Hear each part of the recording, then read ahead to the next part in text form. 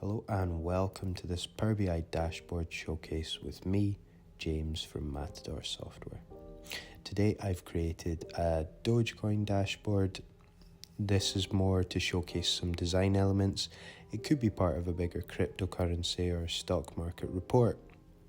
Now you'll see it features a lot of soft UI. It's quite minimal, easy to follow. And if we compare this to a standard Power BI dashboard, so I've went on the Microsoft website, and this could be a sort of beginner dashboard that you could see. However, it's quite hard to follow. And this is from the Microsoft documentation, and you can see to learn key concepts, you could use this. But if we have report consumers, it can be hard for them to pinpoint certain aspects of the data. So that's what we'll look to combat today. So there's nothing overly complex here. We're using some fundamentals and being creative, and this allows us to let the end users see certain data very clearly and very easily and make data-driven decisions in an instant. So I guess the first element you see on the left, I have this sidebar that I've created. Now there's an image in the background, but it's nothing more than an image I got off unsplash.com, and I've just placed a shape over it to sort of, align with our primary and secondary colors. But there's actually nothing more to it than that. So you can see now how we're just starting to build elements up together, and the placement of these is critical in how we highlight what we're trying to show our end users. You'll also notice that I've just overlaid another shape to highlight if this was a report, what tab we're on or what dashboard we're on. And I just give it a slightly less transparent fill, a bit of shadow, and you get that nice 3D standout effect. Instead of just showing these key figures, the sort of value change, I've got a bit of DAX here and the Dogecoin volume change year on year. Instead of just showing it in a card, I've used the shape.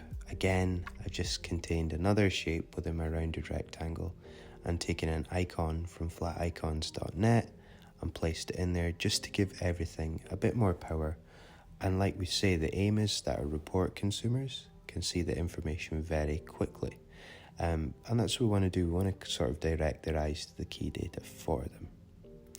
So as I said, a great resource for icons that I regularly use is flaticons.net, so check that out. They're royalty free, very easy to download.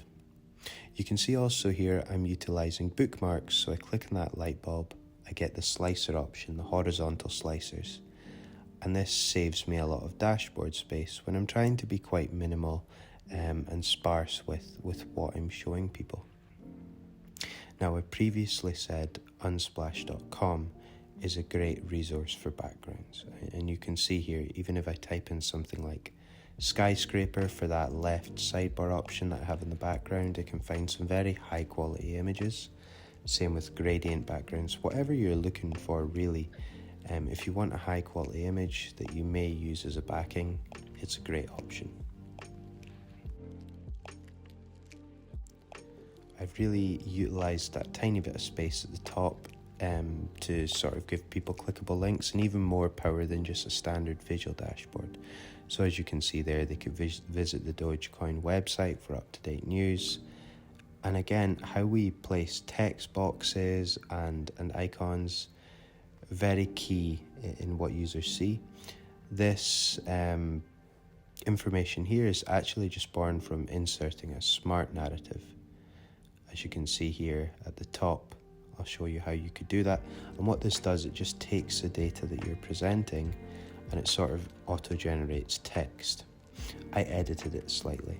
And we could also have a text box here and a button that leads people to live statistics or prices. Now in this section, I've got a rounded rectangle shape, but I thought, how can I power this up slightly more?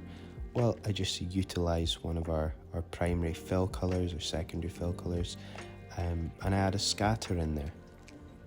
And it's really powerful because we can compare Dogecoin and its growth rate to other key cryptocurrencies. And also to utilize that space, I wanted to add in a line chart, line graph that just shows the monthly progression of the high values. And lastly, I wanted to just show a yearly trend of the market cap and how that's increasing, but not do it in just a standard way, with like a chart. I wanted to be a bit creative and almost present some of these features like you would see in a web app. So, some of the power here is not making it look like a Power BI dashboard, because ultimately, if our design's on point, people will likely react and follow the report much more closely and take in the information. As usual, if you find this content helpful, please feel free to like, subscribe, comment, and share. Thank you.